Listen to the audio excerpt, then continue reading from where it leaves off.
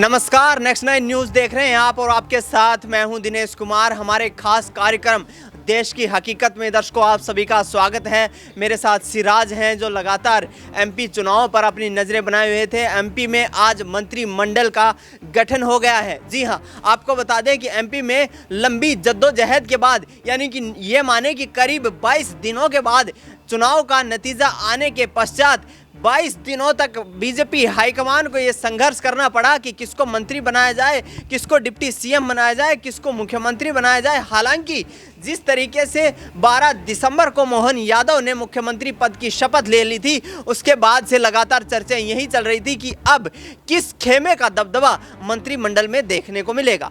आज मध्य प्रदेश में मंत्रिमंडल का गठन हो गया है, लेकिन सवाल यही लगातार बना हुआ है कि क्या ज्योतिरादित्य सिंधिया और शिवराज सिंह चौहान के दिन अब राजनीति में गिने जा चुके हैं। क्योंकि ज्योतिरादित्य सिंधिया जो लगातार भारतीय जनता पार्टी से एक तरीके से उम्मीद लगाए बैठे थे, वहीं कांग्रेस पार्टी से 2020 में दूरी बना करके आए थे और यहां पर केंद्रीय मंत्री का पदभार संभाल रहे थे। पहला सवाल सिराज से ये रहेगा, सिराज, जिस प्रकार से सिंधिया कैंप को एक बड़ा झटका लगा जब टिकट वितरण हुआ और अब जिस तरीके से मंत्रिमंडल का गठन हुआ है, उसमें भी उनका दबदबा उतना देखने को नहीं मिला है जितना कि कमलनाथ सरकार में मिला था। क्या समझते हैं? जी देखिए, शायद बीजेपी भूल गई कि ज्योतिरादित्य सिंधिया का ही देन है कि बीजेपी जो है सरकार बना पाई और दोबारा वापस कर पाई।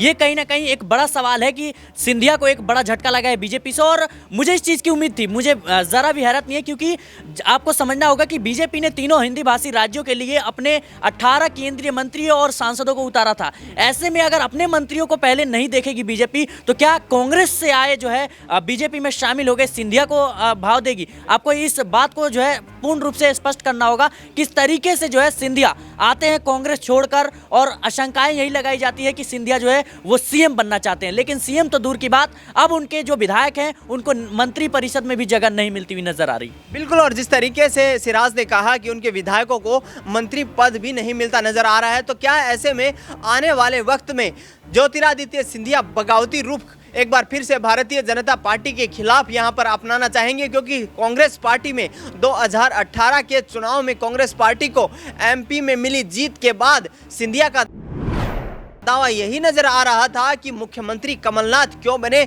मैं क्यों नहीं, क्या मेरे अंदर वो काबिलियत नहीं? और इसी चीज़ के लिए, इसी कुर्सी के लिए उन्होंने कांग्रेस पार्टी का दामन जो है छोड़ दिया था।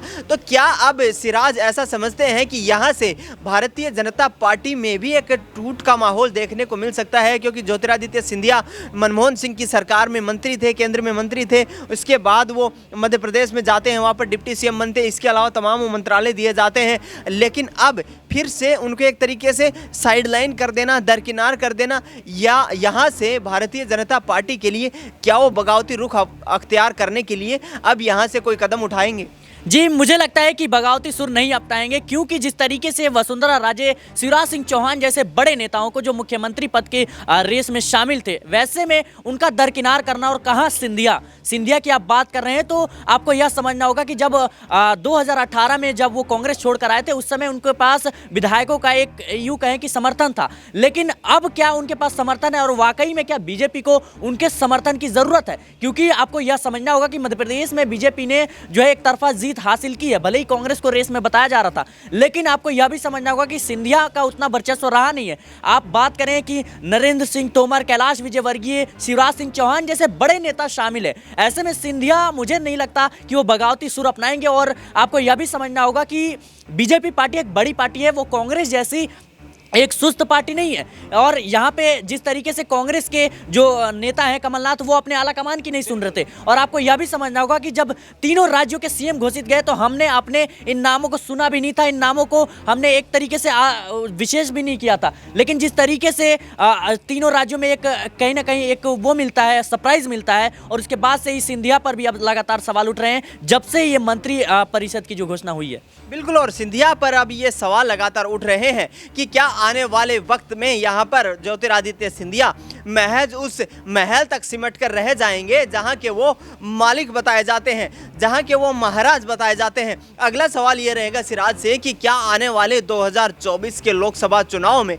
शिवराज सिंह चौहान हो या फिर ज्योतिरादित्य सिंधिया मध्य प्रदेश की राजनीति में उस दमखम के साथ भारतीय जनता पार्टी का झंडा बुलंद करते नजर आएंगे जिसके लिए वो 2023 के लोकसभा चुनाव में यहां पर लगे हुए थे। और उम्मीद यही बनी हुई थी कि यहां से जो ज्योतिरादित्य सिंधिया हैं उनको भी और शिवराज सिंह चौहान हैं उनको भी कि यहाँ मुख्यमंत्री की कुर्सी तो कहीं नहीं जाने वाली है। लेकिन मोहन यादव को मुख्यमंत्री बनाने के बाद एक तरीके से दोनों शीर्ष नेताओं के कंधे झुके हुए नजर आ रहे हैं। तो क्या ऐसे में 2024 के लोकसभा चुनाव को तमाम राज्यों में भारतीय जनता पार्टी के वो दिग्गज नेता जिनको करारा झटका लगा है वो अब उसी धार और रफ्तार के साथ नजर आएंगे जैसा कि वो 2023 के विधानसभा चुनाव में आए? जी बिल्कुल निश्चित तौर पे जिस तरीके से सीएम रेस से बाहर हुए शिवराज सिंह चौहान, तो आपको यह भी समझना होगा कि मध्य प्रदेश विधानसभा चुनाव में जो है महिलाओं के वोट बैंक में 10% की बढ़ोतरी हुई और बीजेपी को एक प्रचंड बहुमत मिला। यही वो वजह है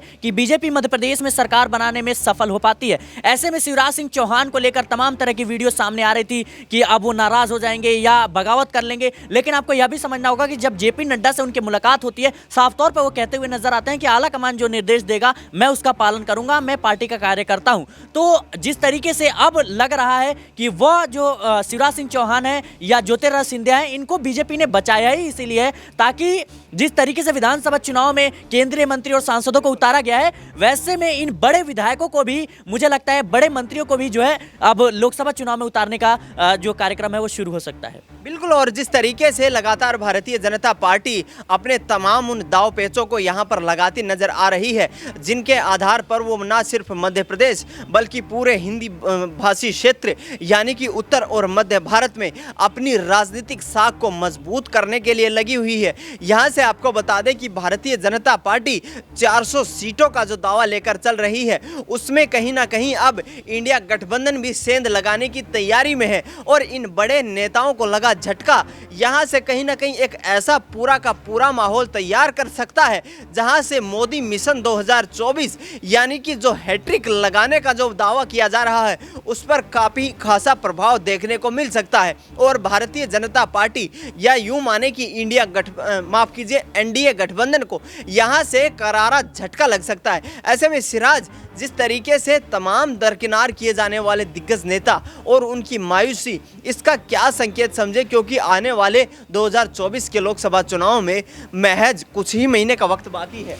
जी देखिए, मुझे लगता है कि मायूसी जो है वो नहीं छानी चाहिए क्योंकि बीजेपी एक बड़ी पार्टी है और कभी वो फेरबदल कर सकती है। जैसे कि हम बात करें भजन लाल शर्मा की, तो सिर्फ वो पहली बार विधायक बने और सीधा मुख्यमंत्री बन गए।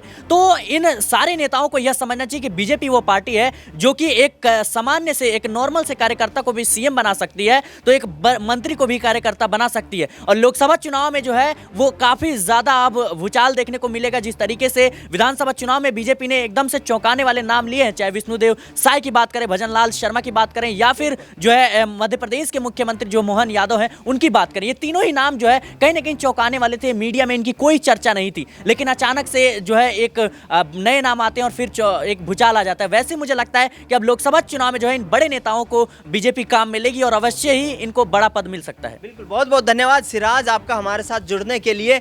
और आपको बता दें कि अब जो झटका लगा है ज्योतिरादित्य सिंधिया को, क्योंकि कैबिनेट में मध्य प्रदेश में कोई उनकी जगह नहीं बन पाई, इसी के साथ साथ केंद्र की राजनीति में जरूर सक्रिय नजर आ रहे हैं। लेकिन आने वाले वक्त में ये भी देखना जरूरी होगा कि क्या ज्योतिरादित्य सिंधिया यहाँ से बगावती रुख अख्तियार करते हैं या फिर भारतीय जनता पार्टी शीर्ष नेतृत्व के साथ कदम ताल करके चलना शुरू करते हैं। इस हमारी खास पेशकश देश की हकीकत में फिलहाल के लिए इतना ही। देश दुनिया की तमाम बड़ी खबरों के लिए आप देखते रहिए नेक्स्ट 9 न्यूज़।